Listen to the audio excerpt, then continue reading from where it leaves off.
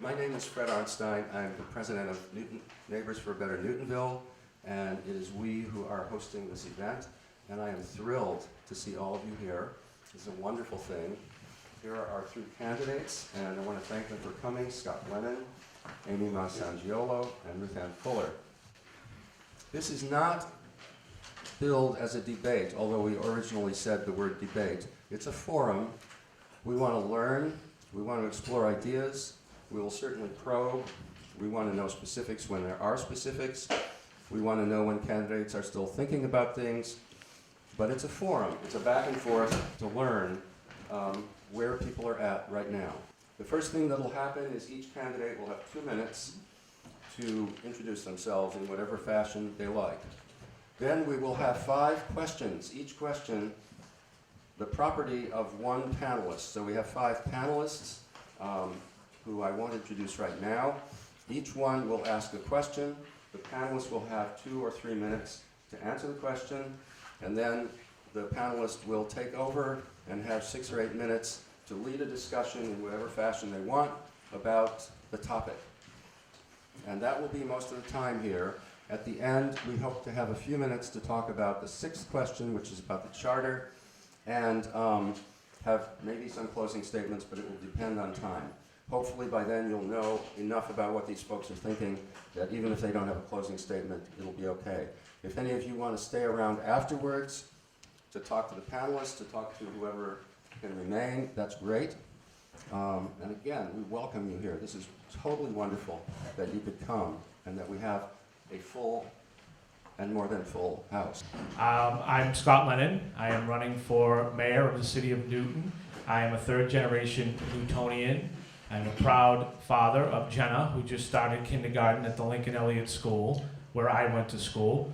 My parents were educated in the Newton Public Schools. My grandfather was educated in the Newton Public Schools, and I'm proud to say that Jenna will be graduating from the Newton Public Schools. Strong advocate for our school system. My dad was a firefighter here in the city for almost 27 years. The city of Newton provided my family, as I said, education, employment, community service, put taxpayer monies, put me through college, put my sister through college, put food on our table. And one of the reasons why I'm running for the mayor of the city of Newton is because I feel that this city has given me and given my family so much that I continue to feel that I owe this city. So that is the reason why I am running for mayor. I am also a professional. During my day job, I manage a $70 million budget for the Middlesex Sheriff's Office. I've been at a director level position in the state for 2 different agencies for almost 20 years. I am a proud city councilor. I'm about to finish my 16th year on the council. 8 of those years I have been the president of the city council. I was re-elected 3 times by my colleagues unopposed. I truly feel that that says a lot about my management skills, my ability to collaborate, my ability to communicate, and I'm very proud of the work that I've done with regard to city government, the tone of city government, how we work on the city council with my colleagues here and working with the executive office. I feel that I have the skill set to be the next mayor of the city of Newton, and I look forward to working with all of you. Thank you. Okay, Amy Mah Sangiolo. Hi, thank you. So my name is Amy Sangiolo, and I'm delighted to be here with you, all of you today. I grew up in Weehawken, New Jersey. I am an only child. My father was a veteran of the Air Force, and my mother is a Japanese immigrant. Growing up, I attended the Weehawken public school system, and I also went to the Juilliard pre-college division and majored in classical piano. I went to Barnard College in New York City, and after working at some law firms, I ended up going to Rutgers Law School, where I earned my law degree, and I focused on environmental policy. I then moved to Washington, D.C., and I worked for several nonprofits, including the National Wildlife Federation, and then I became an attorney with the American Occupational Therapy Association. After I married my husband, John, we moved to our 2-family home in Auburndale, where we've raised our 3 children, all of whom have gone through the Newton Public Schools. I ran for office in 1997 because I was upset about a development project in my neck of the woods because of the lack of responsiveness and accountability of my aldermen. So for almost 20 years, I've been actively serving as your city councilor, focusing on zoning, land use, environmental policy, education, and services for our seniors. It's important to me that Newton residents have a responsive and accountable government. I want to champion your issues facing all of Newton residents, and I hope to earn your support and your vote in September. Thank you. Okay, Ruthanne Fuller. Good morning, everybody. Thank you, Fred, for organizing all of us. Thank you for coming out on Sunday morning. Newton is an incredible place to live. This is literally one of the safest cities in the United States. Due to our terrific teachers, we have one of the best public school systems in the Commonwealth. It's a place filled with people like you who are active and engaged, and I am so proud that Joe and I, 25 years ago, decided to settle here. We've made a lot of progress in the past decade, but I see real challenges and a lot at stake going forward, and that's why I'm running for mayor. Before running for office, I served as vice chair of the Citizen Advisory Group, and I'm proud of the work we did. We created a plan that SETI did use to try to make Newton more fiscally disciplined and accountable. And during my 8 years on the council, I have worked day in and day out to improve our public schools, to invest in our infrastructure, and make sure our tax dollars are spent wisely. We're going to talk about this in the coming minutes, but we face serious challenges ahead. But I've spent 30 years in the private sector, nonprofit sector, and here in the public sector, tackling hard and complex issues. I think I have what we need right here, right now. The vision, the leadership, the experience, the independence, and the financial expertise to move us forward in the coming years. It's time for us to take charge of our city's future, proactively mapping out what we want our city to look like in the future and what we together want to make us be.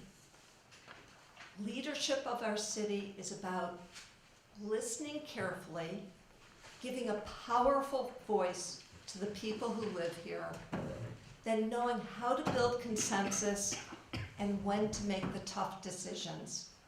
I'm convinced that I've got that to do and to be that next leader of the city. Thank you. Thank you all. And now I want to turn this over to the first panelist who will ask the first question, which is Lynn LeBlanc. Thank you to the candidates. Thank you all for making this Sunday morning your Sunday morning. We really appreciate it. The first question. Over 3,100 Newton residents signed a petition against the mixed use for rezoning of the Orr block, citing density, overcrowding, and the loss of suburban life as their main reasons. And notably, every other high-density housing project in Newton has been met with neighborhood opposition. It seems irresponsible to encourage this type of high-density development, which brings with it property speculation and an expansion of costly services without consulting residents on how they feel about a more expensive and urban city. So my question is in 3 parts. First, would you explain your vision for Newton and what this would mean in terms of the height, mass, and locations of new housing and mixed-use for development? Secondly, there's tension between the many residents who chose Newton for its suburban environment and regional growth advocates, but your constituents live here now.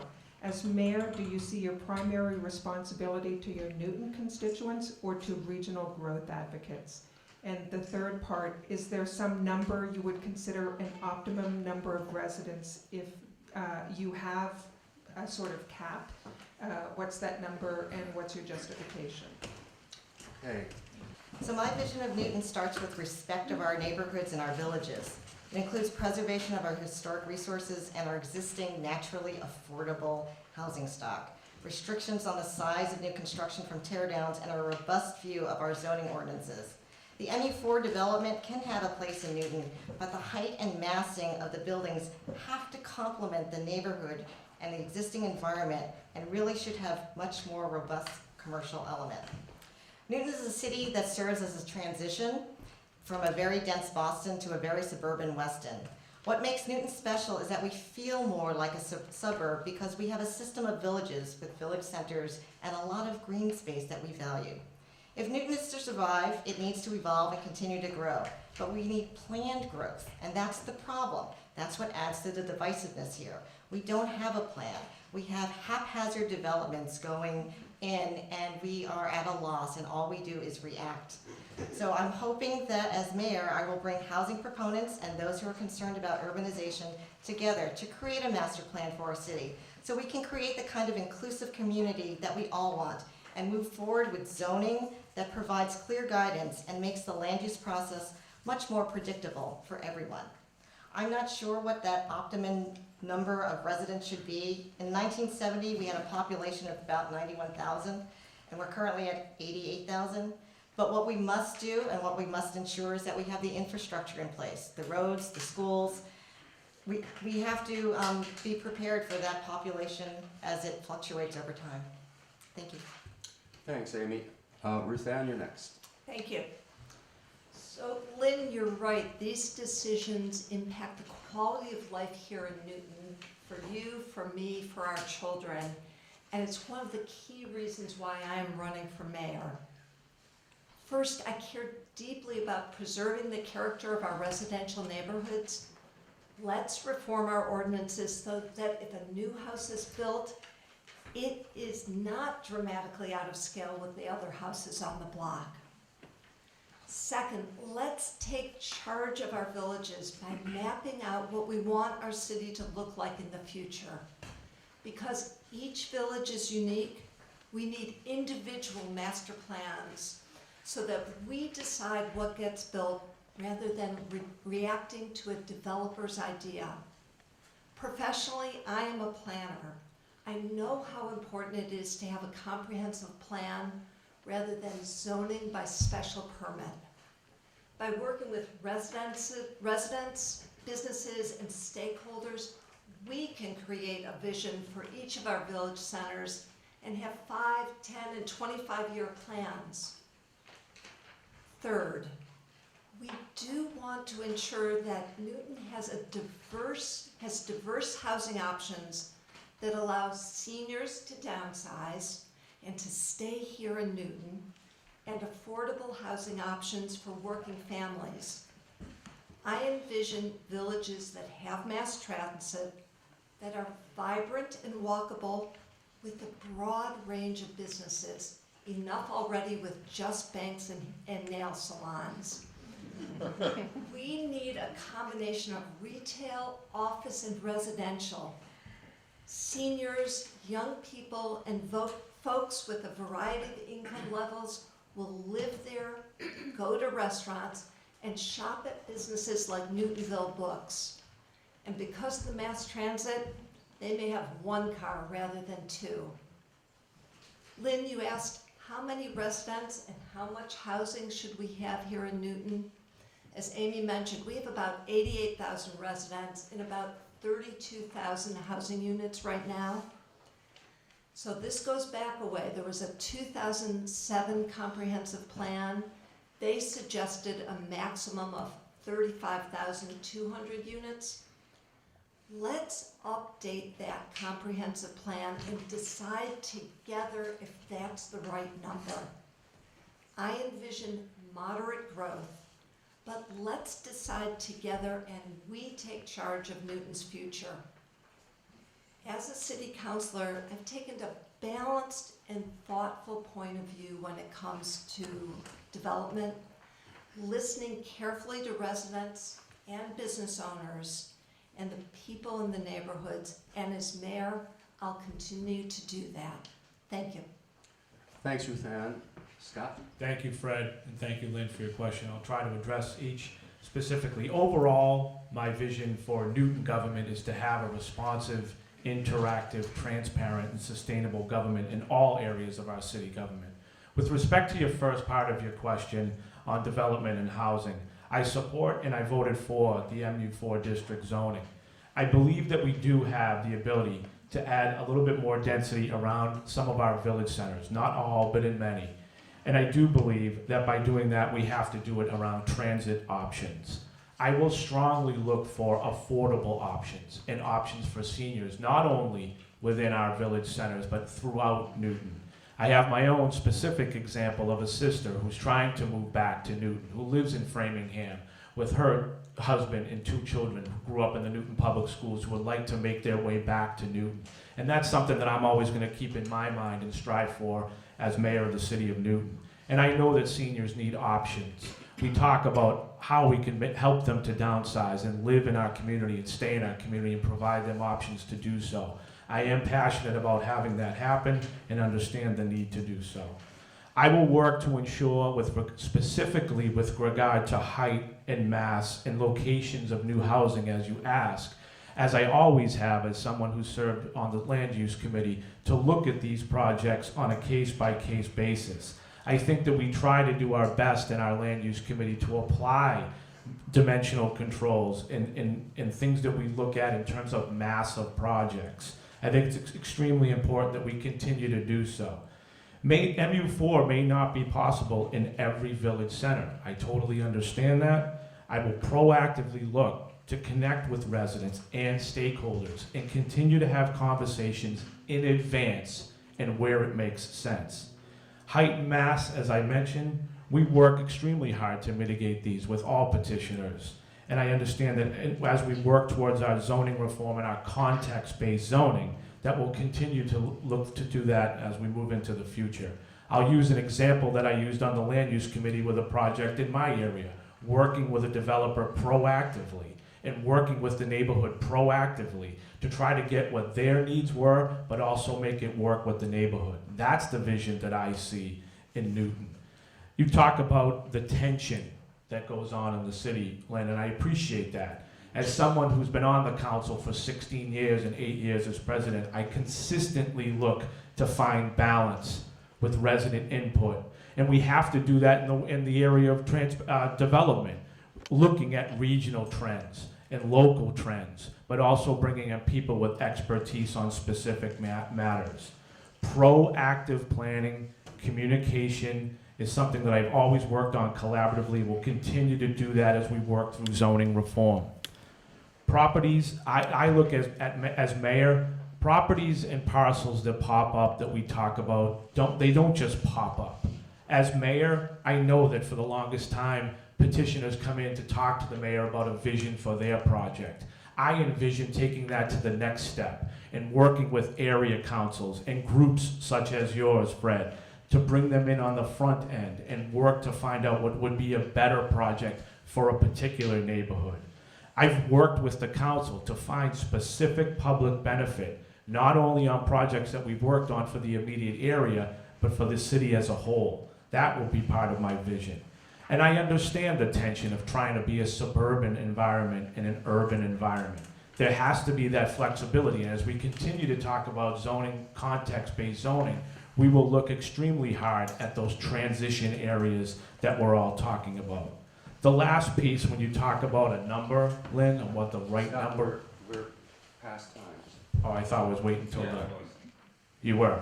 Okay. I just wanted to say that in terms of a cap, that would not be my vision to find a cap. It would be to ensure that, if you look back in the 60s and 70s when our numbers were up over 90,000 in this city, and we're approaching that now, I would only say that I would want to balance that to what services that we're providing in the city. I don't know what the right number would be. Okay, Thank you for letting me go a couple seconds. Thank you all. Tariq, be more flamboyant. And okay. So Lynn LeBlanc will have the honor of conducting whatever discussion you want for 8 minutes. This will be an 8-minute discussion.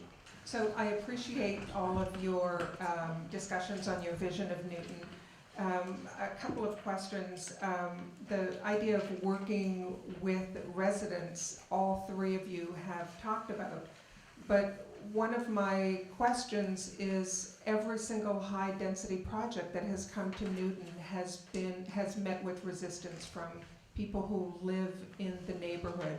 And it seems that there's an imbalance wherein people who live outside of neighborhoods don't feel the pressure, and so might be more willing to speak out in favor of a project that neighborhood or that village residents object to.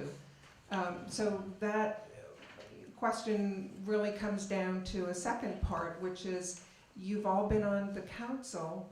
You know that there is this tension between neighborhoods and developers and what the vision is for Newton, yet you've all voted for high-density projects. So how do you reconcile that? We have to listen very carefully to the people who live closest to any project. They walk that neighborhood, they drive that neighborhood, their kids are right there. It's essential to listen very carefully to the neighbors. And I do understand that we are one city and 13 villages, and that there is a tension between what our view is of the city as a whole and then where one individual project might land. But this is when it's so important to proactively create a plan for, let's say, Newtonville, given that that's the group that is here today. Had we 5 years ago come together with the neighbors, with the business owners, with the stakeholders, and yes, there are advocates, there are housing advocates, we've got a Chamber of Commerce that advocates for business. Bring us together. Had we done that 5 years ago and thought about Walnut Street, Washington Street, and think about Court Street, what's going on in the residential neighborhoods. And yes, this is hard work. It's not easy, but together, I actually think almost everybody in this room shares the same goals. We all want vibrant villages. We all want affordable housing. We want context-based buildings. So I think we could have in the past, and we can going forward, come together around our goals and what the options are and what that plan looks like. I'm convinced we can do this. So Lynn, I just want to say, I think for years, abutters have always been getting a bad rap. People don't understand how important it is when a high-density development or even a low-density development comes within a village center or, right next door to you. How important it is to really empathize and understand what that impact is going to be. And to me, I've always tried to be that advocate, the advocate for the folks who are going to be most impacted. Yes, I voted for some developments that were, I don't consider high density. I think the OR block is a different animal, and that hasn't